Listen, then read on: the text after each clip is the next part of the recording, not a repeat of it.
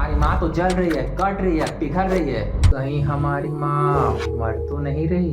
क्या आपको मेरी बात समझ में नहीं आई? ठीक है। अच्छा, आपको ये चिड़िया जो मेरे पीछे स्क्रीन में दिखाई दे रही है, आप लोगों ने लास्ट बार कब देखा था, ये याद है? अच्छा छोड़िए, पंछी ही तो है, मरे या जिए इससे आपको क्या क्या फर्क पड़ता है ना? बस यहीं पर आप गलत हो। संकट अब हमारे दरवाजे तक आ चुका है।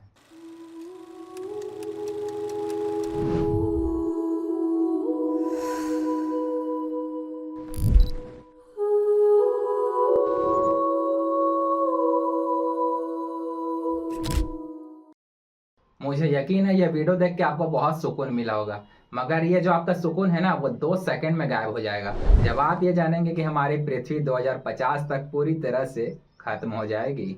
अभी भी आपको लग रहा होगा कि मैं कोई मजाक कर रहा हूँ। अगर ऐसा आपको लग रहा है तो आप ये रिपोर्ट देखिए जो नासा ने जारी किया है। ये रिपोर्ट हमें बताती है कि 19वीं सेंचुरी के मुकाबले 1.47 डिग्री सेल्सियस टेम्परेचर ज्यादा है अपने एवरेज से। अब कुछ लोगों को लग रहा होगा कि 1.47 डिग्री तो बड़ा है, इसमें कौन सी बड़ी बात है, मगर आप इस 1.47 डिग्री के इस घातक परिणाम को देखिए।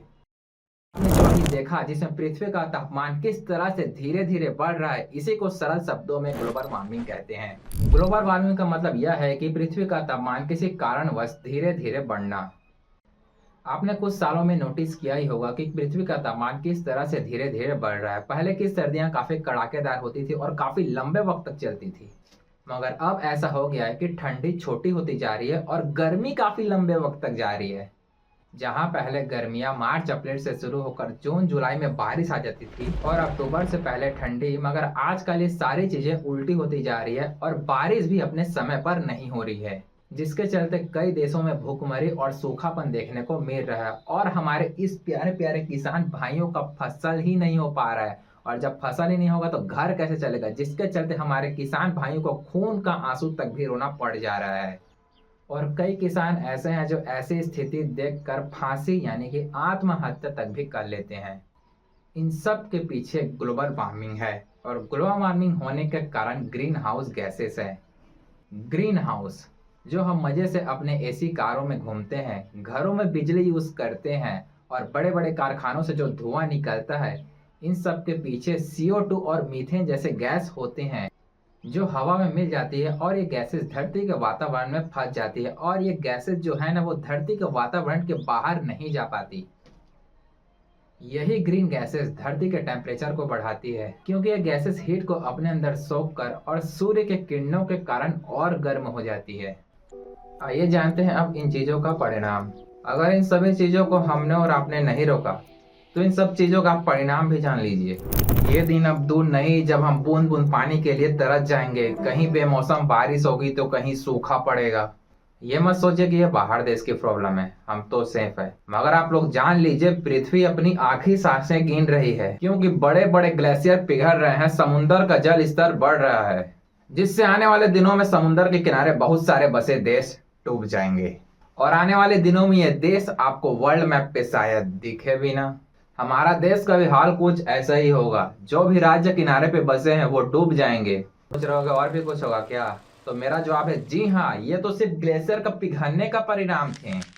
जब पृथ्वी का तापमान अपने तापमान से धीरे धीरे बढ़ने लगेगा तो किसी वक्त बारिश हो जाएगी और बहुत तेज बारिश होगी, जिसके कारण बाढ़ आ सकता है और बाढ़ के कारण से कई घर तबाह हो सकते हैं। इन सभी चीजों को रोकने का सिर्फ एक ही तरीका है और वो है आप खुद।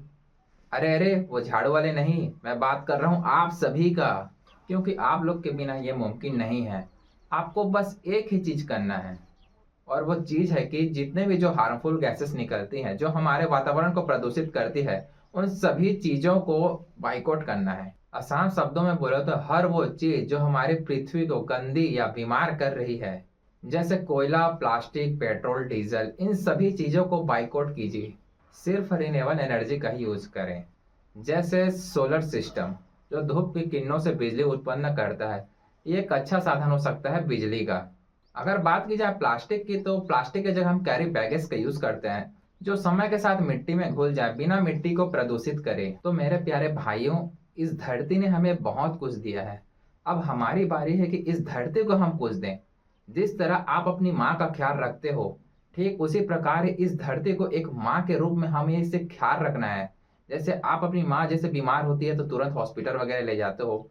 ठीक इसी प्रकार जहाँ आपको गंदगी दिखी इस पृथ्वी में तुरंत उसे सफाई करना है। अगर पेड़ पौधों को पानी की जरूरत पड़ी तो उसे पानी देना है। अगर कहीं भी गंदगी दिखाई तो तुरंत साफ करना है, ठीक उसी प्रकार माँ की तरह। तो गाइस आशा है मैंने इस वीडियो में जितना भी कुछ आप लोग को बताया है वो आप लोग अच्छे से समझ गए होंगे, और इसे आज से ही नहीं अब से ही फॉलो करना स्टार्ट करें। और हाँ, इस धरती माँ के लिए एक लाइक करना ना भूलें। मिलते हैं किसी नए टॉपिक के साथ, तब तक के लिए जय हिंद, जय भारत।